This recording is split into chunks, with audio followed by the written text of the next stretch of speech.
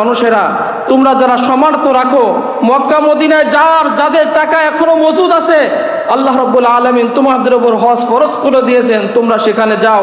এই সমস্ত নির্দেশমালা, নিদর্শনমালা তোমরা সেখানে দেখতে পাবে। ফিহি আয়াতুম বাইয়িনাতুম মাকামু ইব্রাহিম, তোমরা যদি সেখানে যাও, সেখানে দেখবা মাকাম ইব্রাহিম। মাকাম ইব্রাহিমটা কি?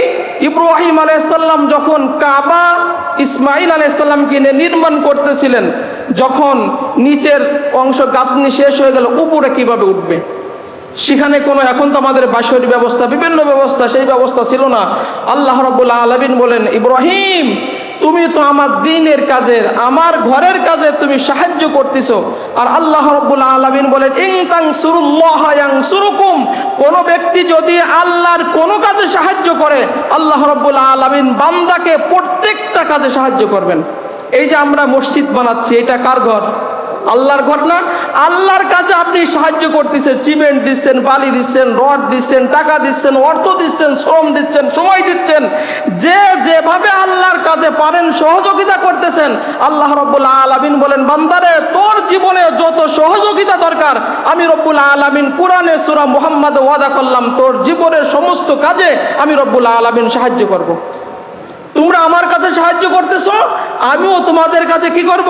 সাহায্য করব। ইব্রাহিম আলাইহিস সালাম দেখলেন আল্লাহ উপরের কাজটা কিভাবে করব, আল্লাহ রাব্বুল আলামিন জান্নাত থেকে পাথর পাঠালেন, যেটাকে বলে মাকাম ইব্রাহিম। মাকাম মানে দাঁড়ানো, ইব্রাহিম মানে ইব্রাহিম আলাইহিস সালাম যে পাথরের উপরে দাঁড়িয়ে কাবা ঘর নির্মাণ করছিলেন, ওই পাথরটার নাম হচ্ছে মাকামে ইব্রাহিম। আল্লাহ বলেন, সেখানে গেলে এই মাকামে ইব্রাহিম জান্নাতি পাথর নিজ চোখে দেখতে পারবা। জান্নাত থেকে আল্লাহ যে পাথর বানাইছিলেন, ইব্রাহিম আলাইহিস সালাম লিফটের মতো কাজ করতো। এটা যতদূর উঠা দরকার পাথরটা ততদূর গিয়ে দাঁড়াতো অটোমেটিক। আবার নিচে নামা দরকার, আবার নিচে নামতো, আবার উঁচু হওয়া দরকার, উঁচু হতো।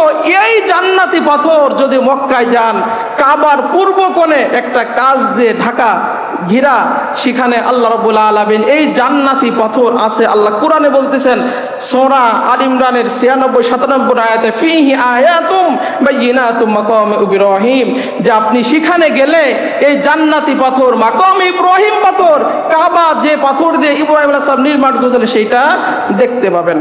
আগামী জুমায় আমরা এরপর থেকে আমরা শুনবো অলৌকিক কিছু ঘটনা, সেখানে আমরা আছে কুরআন হাদিস থেকে আমরা সেইগুলো শুনবো।